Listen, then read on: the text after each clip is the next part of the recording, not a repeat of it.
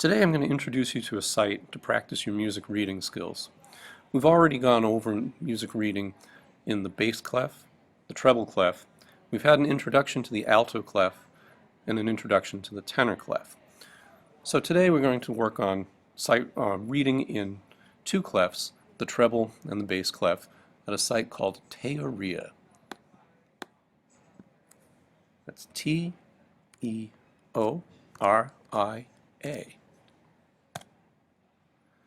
Here we are at Teoria. Teoria is hosted in Puerto Rico and is a bilingual site. You can get it in Spanish as well as English, so if you want to get credit from your Spanish teacher as well as from me, go ahead and do that.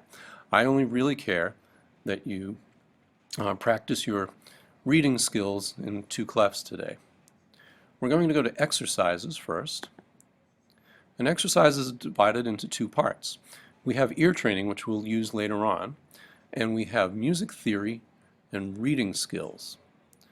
Today we're going to go to clef reading. We have to wait a little bit for music while this boots up. There it is. Once we get into this site, we're going to be setting up what we want to use it for. Now we're going to use the treble clef first, and we can also use the bass clef. Let's just do one clef at a time. Okay, over here we have the soprano clef. Most of you won't need to know what that is at all. This is the mezzo-soprano clef, which for some of us is good for transposing French horn parts, but again, most of you won't need to know this one at all. This is the alto clef. If you're studying for the AP exam, you will need to be familiar with this. Parts for viola are written in this clef. You will be asked to analyze a string quartet which will contain a viola part. You'll also be asked to identify pitches on the multiple choice section. This is the tenor clef. The tenor clef, if you're studying for the AP, you'll be asked to identify pitches for this on the multiple choice section. This is usually used in extended ranges by the trombone, the cello, a couple of other instruments. This is the baritone clef. It's an antiquated clef. Nobody needs to know what that's for. Down here we can use notes on just the lines, we could use notes on just the spaces, or we could add ledger lines to the clef. I'll let you decide when it's time to do that. Down here we can limit our exercise to a number of minutes, or we can limit our next exercise to a number of times. So I'm going to say that this one, I would like it only to be 2 times. We're going to answer today using the note names. We can also answer using a visual keyboard where we connect how the note looks on the page to where it is on the piano. Down here, we can select the string of notes that we'll see. I'm going to just limit this to 3 for today. Maximum time to answer. You can restrict yourself to a limited time to answer if you want. Let's go ahead and start the exercise.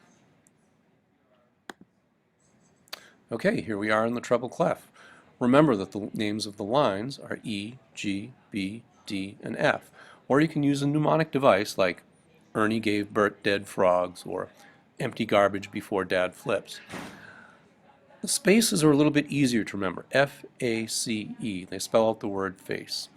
So we go back over here. F-A-C. Yes. Empty garbage. That's a G. That's an E. And we're still at 100%. Maybe it's time that I deliberately mark one wrong. Oh. Just gives me an X. Doesn't make me go back and do it again.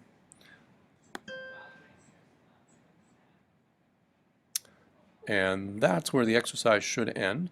I'm not sure why it isn't ending right now, but when you're finished doing treble clef, you might want to go back and switch that to bass clef. And again, we'll just do 2. And here we are in bass clef.